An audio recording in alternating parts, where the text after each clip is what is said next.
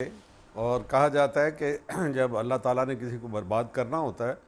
तो उसकी अक़ल को सबसे पहले सल्ब कर देता है। तो चुनाचे इन तीनों निकात के ऊपर जिनकी आपने बहुत ही खूबसूरती से निशानदेही की, वो हर नुक्ते के ऊपर on every count he has made a blunder, यानी उनसे बहुत गलती हुई है। लेकिन जरदारी साहब क्यों गलती की उन्होंने? मेरा ख़्याल है कि ये बात बड़ी वाज़ेह थी कि जब भी मिला था उनको जो 21वीं तरमीम के बाद ये फ़ौज को एक ऑर्डर मिला था कि आप इसको दहशत गर्दी को, टारगेट किलिंग को, भत्ताखोरी को ख़त्म करें कराची में,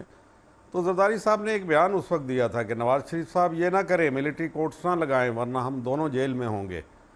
तो खौफ तो उस वक्त से ही उनको लाहक था कि हमने जो किया हुआ है माजी में, और वो सिर्फ जरदारी साहब ने नहीं किया, माशाल्लाह जो उनके साथी हैं मियाँ साहब, उन्होंने भी यही कुछ किया हुआ है। तो दोनों को ये ख़तरा तो लाहक था। इसलिए आपको पता होगा कि जब ऑपरेशन को आप हैंडल कर रहे थे तो सबसे पहले ऑपरेशन की कमांड नवाज़ शरीफ साहब ने खुद संभाली थी और चौधरी निसार को मार्जिनलाइज कर दिया था, जिनका असल में ये काम था। और उसकी बुनियादी वजह यह थी कि कहीं ऐसा ना हो कि ये ऑपरेशन के जो ताने बाने जहाँ बिलावल हाउस पे टूटे, और जरदारी साहब को प्रोटेक्शन देने के लिए उन्होंने जो वादे किए हुए थे और मीसाके जमहूरियत जिसका नाम रखा था और जिसकी वजह से फ्रेंडली अपोजिशन, जिसने मुल्क को बर्बाद कर दिया फ्रेंडली अपोजिशन ने, क्योंकि अगर अपोजिशन का फ्रेंडली किरदार ही होना है कि एक दूसरे के जराइम के ऊपर पर्दापोशी करनी है, जैसे मॉडल टाउन के सामने में 14 आदमी मारे गए, पार्लियामेंट में कोई इसके ऊपर बात नहीं हुई। जो रिगिंग का मामला था उस पर एतजाज़ एहसन ऑन रिकॉर्ड है कि उन्होंने कहा हाँ धांधली हुई है लेकिन हम मजबूर हैं, हम साथ देंगे। चुनांचे पहले दिन से ही ये जो मुसीबत थी फ्रेंडली अपोजिशन की, या जिसको वो मफाहमियत कहते थे, कौमी मफाहमियत, और वो शुरू हुई NRO से। NRO भी कौमी मफाहमियत, आज तक किसी को पता नहीं है कि NRO की शिक्कें क्या थीं, उसमें कौन गारंटर्स थे, एक्सटर्नल गारंटर्स कौन थे, इंटरनल गारंटर्स कौन थे। गुल साहब मैं कता कलामी कर रहा हूँ, ये जो नुक्ता आप उठा रहे हैं सर, एक राय अब ये भी पाई जा रही है कि शायद यही जो एक मुफाहमत की फ़ज़ा थी, कुछ कुव्वतें शायद इसी फ़ज़ा के अंदर एक दरार डालना चाहते थे, जो हम अभी देख रहे हैं वो उसी की एक सूरत है। ऐसा मुमकिन है, लेकिन बात यह है कि क्या ये जो मुफाहमत थी जिसको आप कहते हैं, क्या ये मुल्क और कौम के मफाद में थी? यानी लूट खसूट का बाज़ार गर्म किया गया और पाकिस्तान को रगेद के रख दिया, पाकिस्तान के लोगों को मारा गया, कत्ल किया गया, कोई परवाह नहीं गई, उनको इधर से उधर कर दिया गया। यानी कौम बहुत मजबूरी की बेकस और बेबस नज़र आती थी।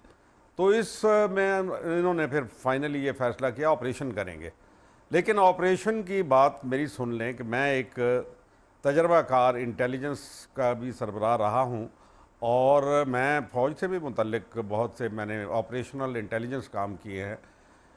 कोई भी क्राइम, उसके पीछे हमेशा पैसा होता है। जैसे क्या नेपोलियन ने फेमसली कहा था कि फ़ौजें जो हैं अपने पेट के बल चलती हैं, यानी उनको पैसा चाहिए, उनको राशन चाहिए, उनको लॉजिस्टिक्स चाहिए, और अगर वो उनको मैसर नहीं आएंगे तो फिर वो आप उनसे फतह की तवक्को ना रखें।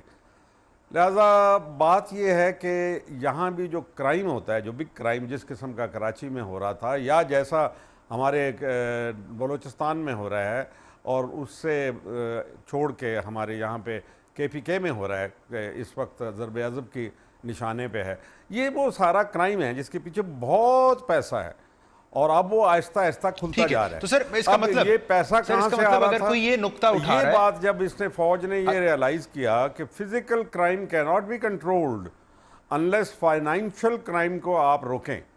और ये फाइनेंशियल जो उनके साइन्यूज़ हैं जहाँ से ये आता है, जो ज़राए हैं, जो वसाइल जहाँ से मैसर होते हैं, उनका गला दबा दिया जाए,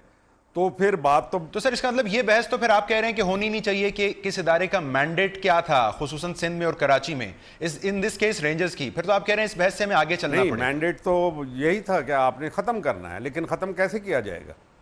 इन्हें ख़त्म करने के लिए नहीं सर, करप्शन भी आपको लगता है कि उनके मैंडेट में आता है? करप्शन पर नजर रखना 100%, क्योंकि अगर करप्शन जराइम का जरिया बनती है और कराची के अमन को बर्बाद करती है और लोग मर रहे हैं दिन रात, तो फिर आप मुझे बताएं कि अगर उसके पीछे पैसा है तो फिर कैसे पैसा को आप अलग रखेंगे इससे?